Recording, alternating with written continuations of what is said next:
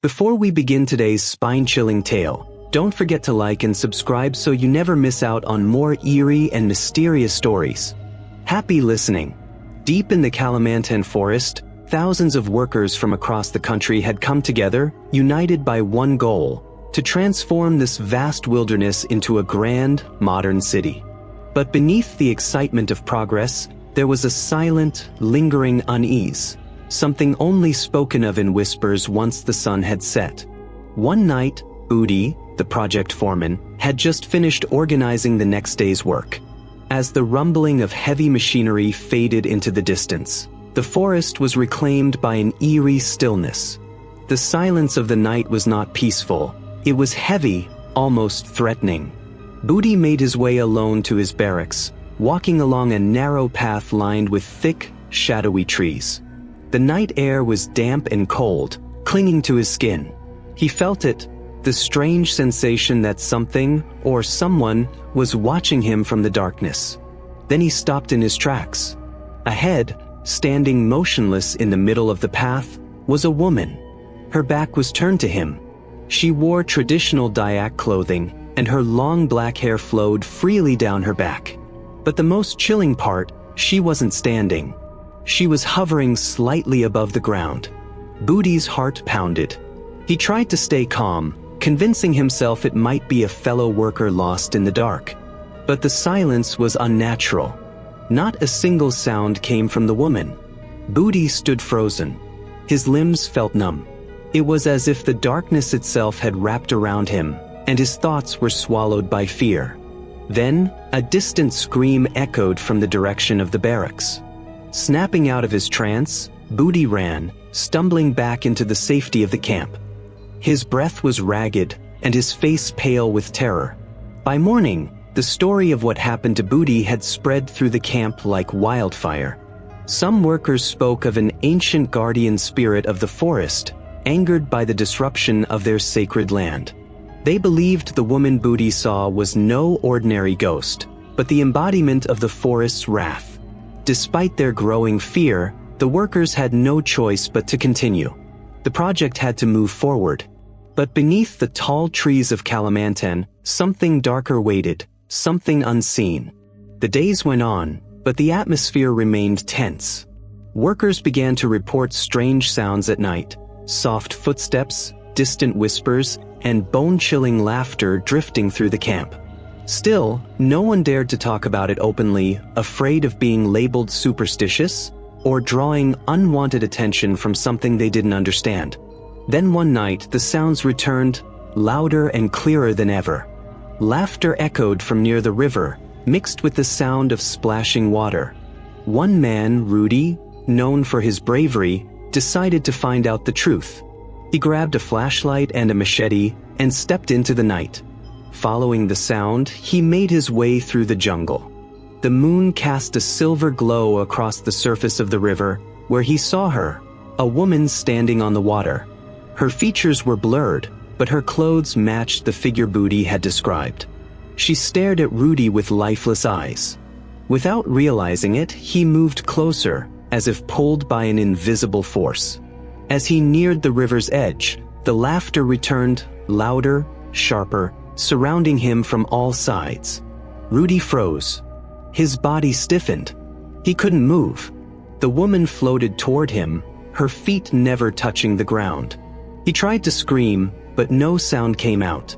Panicked, he threw his flashlight at her, but it passed right through her and fell into the water below. She kept coming. Her face was now clear. Her eyes were deep voids, black and filled with hatred. A bone-chilling cold gripped Rudi, making him feel as if he were freezing from the inside out. Then, a sound broke the night.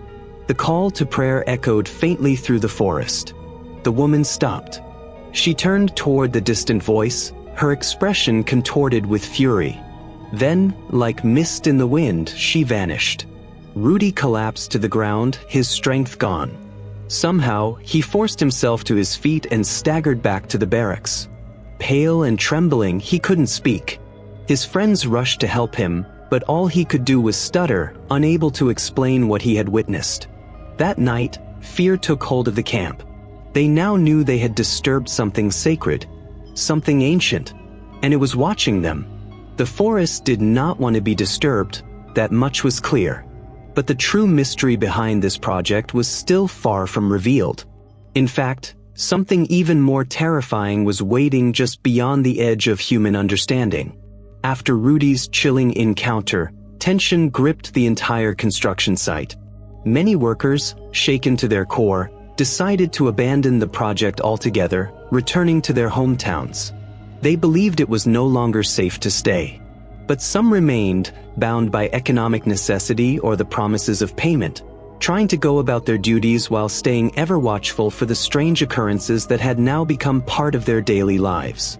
Booty, who had been the first to see the mysterious woman, grew increasingly disturbed. He began to recall warnings from local villagers when he first arrived in Kalamantan, tales of unseen forces guarding the forest, and a day when danger would reveal itself. It seemed that day had come. Not long after, an elder named Pak Katut arrived at the site. A respected shaman known to communicate with spirits, Pak Katut had been called by some of the workers who could no longer bear the haunting terror.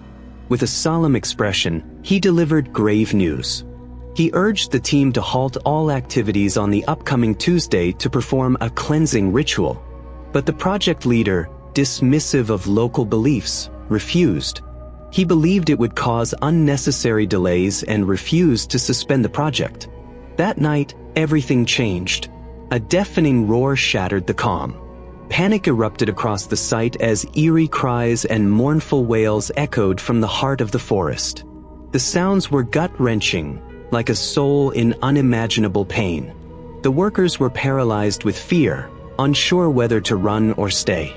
Booty, hearing the commotion, rushed outside. In the distance, dark shapes slithered between the trees, large, shadowy figures that suggested something monstrous was drawing near.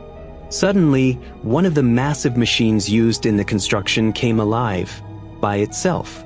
It moved violently, roaring like a beast, plowing through the site as if guided by a vengeful spirit.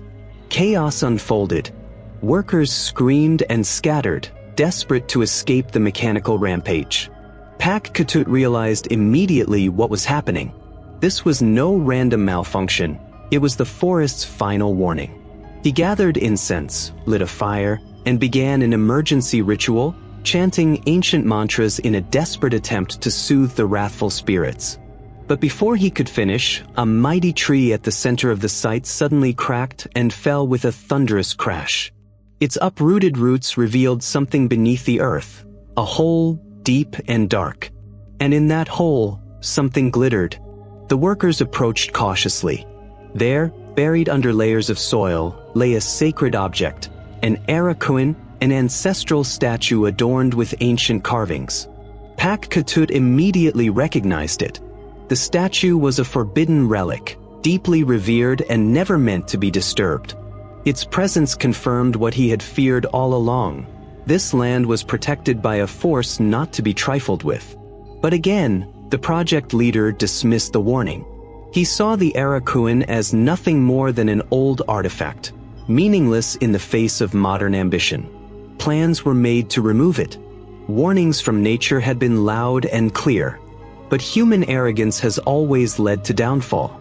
That night, anxiety spread like wildfire. The workers returned to their barracks, but none could sleep peacefully.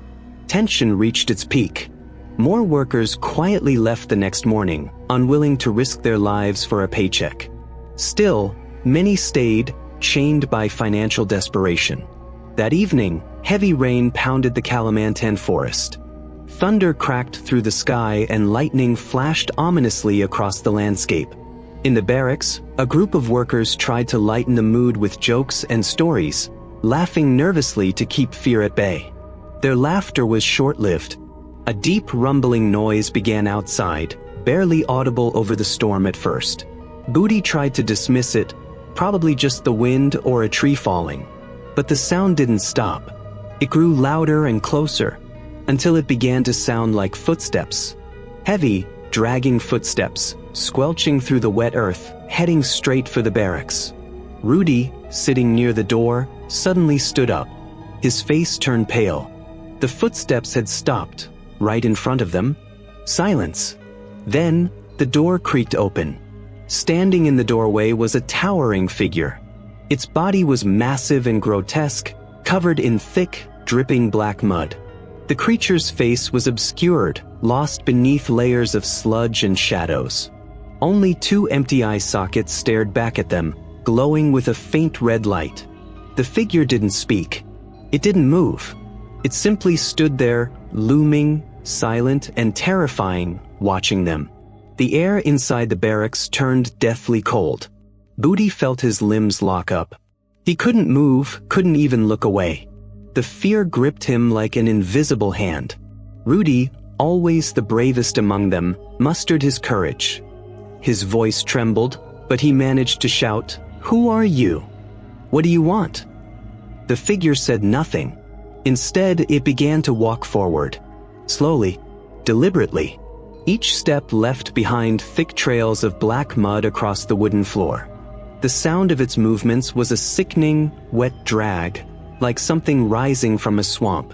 The workers backed away in panic, bumping into walls and furniture. The cold intensified. The lights in the barracks flickered. Then it happened. From the damp ground beneath their feet, dark tendrils burst forth. One of the workers screamed as they wrapped around his legs and dragged him violently into the shadows. The man's screams echoed for only a few seconds before vanishing into silence. Pak Ketut rushed to the barracks, alerted by the chaos. He found the room in disarray, the workers pale and shaking. One man was missing, taken. Pak Ketut bowed his head, eyes full of sorrow. "The spirits of the forest are angry," he whispered. "We have crossed a boundary, and now they seek retribution." That same night, with urgency and resolve, Pak Ketut began preparations for a powerful cleansing ritual. He gathered materials and asked for help from the few workers still willing to stay, though fear was heavy in all their hearts. Deep within the forest, near the river Rudy had found days earlier, they constructed a simple altar from stone. Upon it, Pak Ketut laid offerings, fragrant flowers, ripe fruits, and sticks of sacred incense. As the sun dipped below the horizon, the ritual began. Pak Ketut lit the incense. The scent spiraled upward, merging with the quiet rustling of the trees. He began chanting ancient mantras, words passed down through generations, calling the guardian of the forest to come forth and hear their plea. The air grew still. The chirping of insects ceased. The wind fell silent. Then, a sharp gust of cold air swept through the clearing, making the trees sway wildly. The temperature dropped, and the forest seemed to hold its breath. From the shadows came footsteps, heavy, measured, echoing. The workers turned toward the darkness, their eyes wide with dread. Then it emerged, a towering shape of pure shadow. Its form was indistinct, like a silhouette torn from the night itself. From its head, 2 brilliant red eyes glowed, burning with ancient fury. The spirit stared directly at Pak Ketut. The shaman did not flinch. "Oh, guardian of the forest," Pak Ketut called out, his voice trembling but firm. "We beg forgiveness for the transgressions committed on this sacred land. We are but men, ignorant and blind to the limits that should never have been crossed." There was a long silence. Then, in a voice like wind through the graves, the figure replied, "Your apology is heard, but the debt remains. There will be a price." Pak Ketut's face fell. "Please, let there be another way." The spirit's form shimmered like smoke. "The price will not be paid by one, but by all who have trespassed upon this ground. If you stay, the anger of nature will descend upon you, and it will not stop." With that final warning, the shadowy figure began to dissolve, sinking into the river like mist. The forest fell silent once more. Pak Ketut remained kneeling at the altar, head bowed in quiet grief. Around him, the workers were frozen, unsure of what they had just witnessed, but fully aware that the message was real. Back at the site, no one slept. There were no more jokes, no more illusions of safety. They had been warned. And now they stood on the edge of a decision that could change their fates forever. Stay and defy the spirits once more, or leave and abandon all they had built.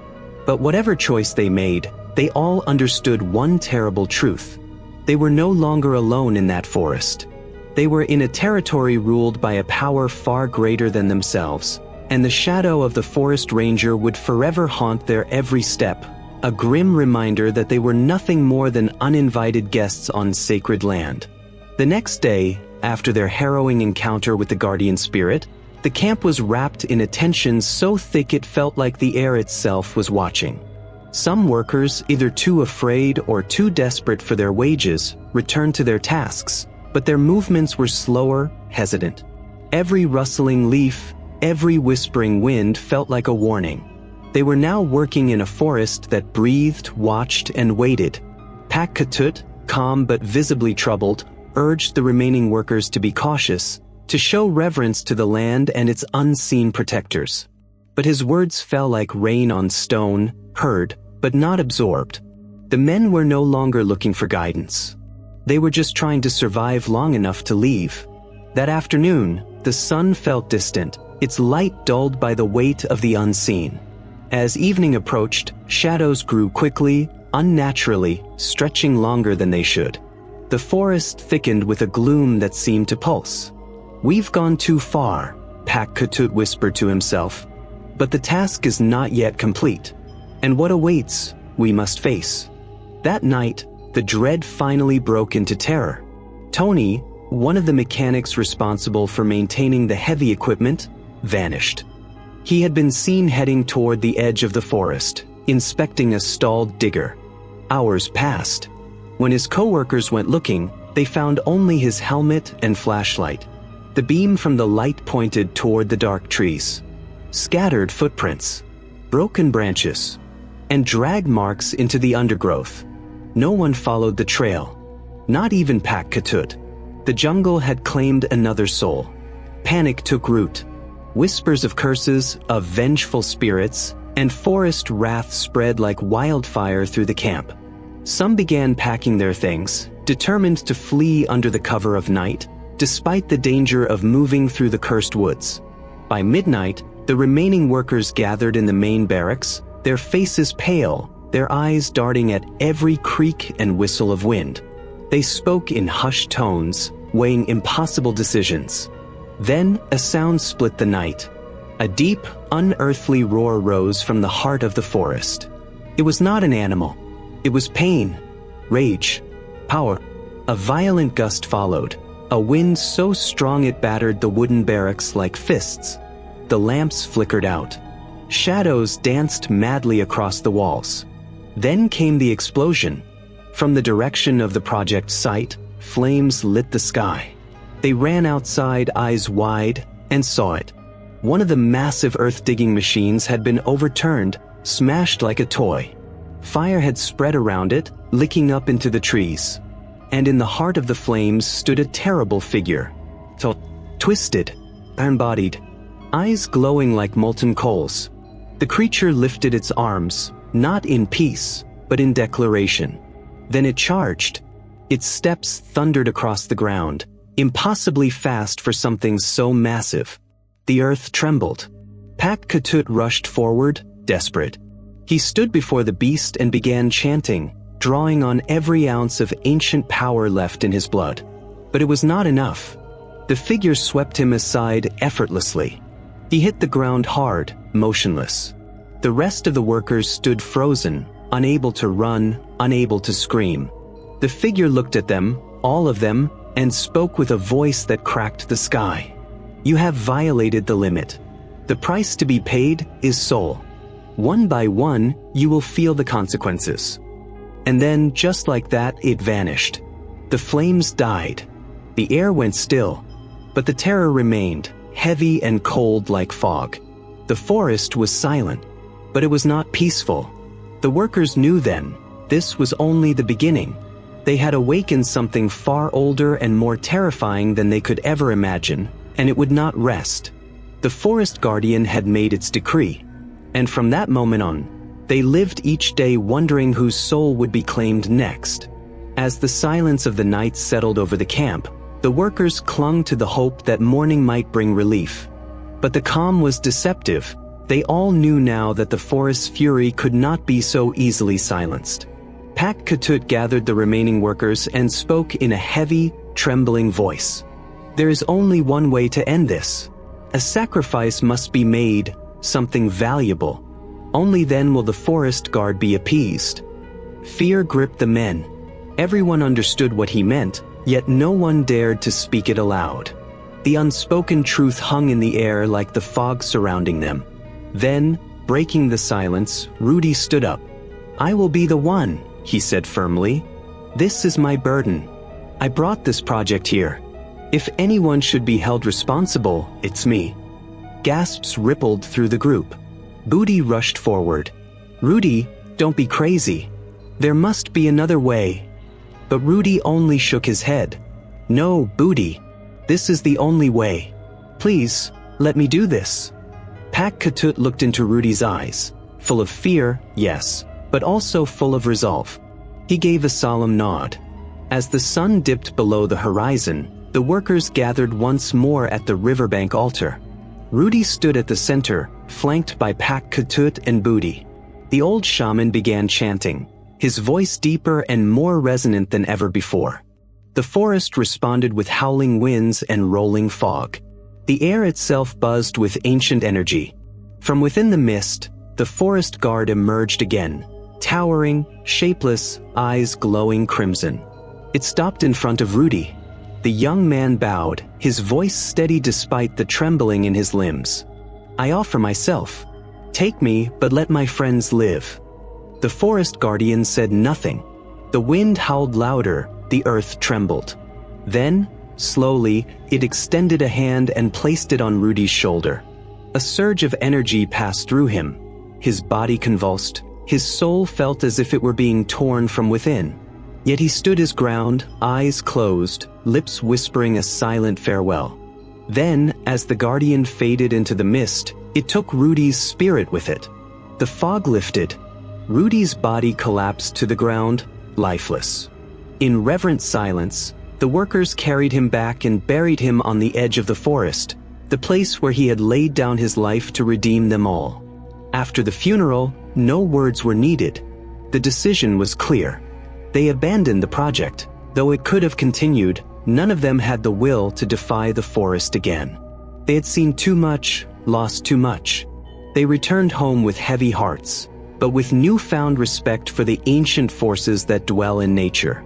And somewhere, deep in the forests of Borneo, the guardian still waits, watchful, patient, ensuring that his sacred land remains untouched, because the price of greed is always a soul.